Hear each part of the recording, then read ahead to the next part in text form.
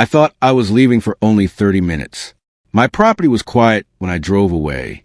I had no idea someone was watching the house, and they were waiting for me to leave. The moment my truck disappeared, Linda made her move. She had already assembled a crew. They weren't there for an inspection. They were there because they thought I wouldn't come back. 4 men walked through my gate without permission. Linda stood behind them like she owned the place. They carried tools and paperwork into my yard. Whatever they planned, it wasn't authorized by me. They headed straight for my workshop. That was when I knew this wasn't about landscaping. Linda pointed at the lock building. Then one of her men pulled out his tools. About 20 minutes later, my phone started buzzing. A neighbor had sent me a message. She said several strangers were inside my property. I turned the truck around immediately. I came back faster than they expected. The road looked completely normal from a distance. Then I saw vehicles parked near my workshop. Someone was definitely inside my property. I stepped out of my truck and froze. There they were, inside my private property. Linda saw me and immediately looked nervous. She clearly hadn't expected me back so soon. Linda tried to take control of the conversation. She claimed the HOA had authority to inspect the building. I asked her to show me the authorization.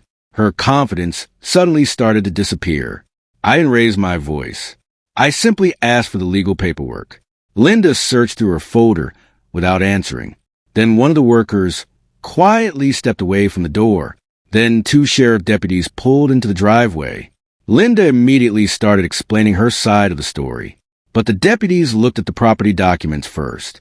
And that was the moment her entire plan began falling apart. I knew something was wrong the second I saw that door standing open. I had locked it myself before leaving the property. Now there were fresh footprints leading straight inside. Someone had been on my land while I was gone. The lock wasn't broken by accident. It had been forced. I immediately pulled out my phone and started recording. Then I noticed tire tracks leading toward the rear access road. Whoever came here hadn't expected me to return so quickly.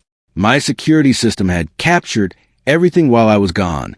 The footage showed several men entering my property. They weren't delivery workers or contractors. They were the HOA's private crew. I watched them walk through my gate like they owned the place.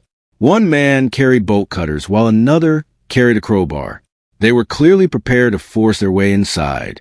That was when I realized this wasn't a simple HOA dispute. Before I could decide what to do, headlights appeared again. The same crew had returned with more equipment. This time, I stayed hidden and kept recording. I wanted to know exactly what they planned to do. Their supervisor pointed directly toward my garage. He told the crew they had permission to remove my equipment. But there was one problem. They had no permission from me, and every word was being recorded. I didn't confront them yet. I knew anger would only give them an excuse to blame me. Instead, I documented every truck, every person, and every tool. I was building a case they couldn't talk their way out of. At sunrise, I finally stepped out and faced them. The entire crew froze when they saw me standing there. I held up my phone and told them the cameras had captured everything. Their confidence disappeared almost instantly. Then Karen arrived and started shouting that I had no right to interfere. She claimed her crew was authorized to enter my property. I simply asked her to show me that authorization. She suddenly had nothing to say. The deputy arrived, and I handed him the recordings. He watched the footage of the forced entry without saying a word. Then he turned toward Karen and asked one simple question. Who gave you permission to enter his property?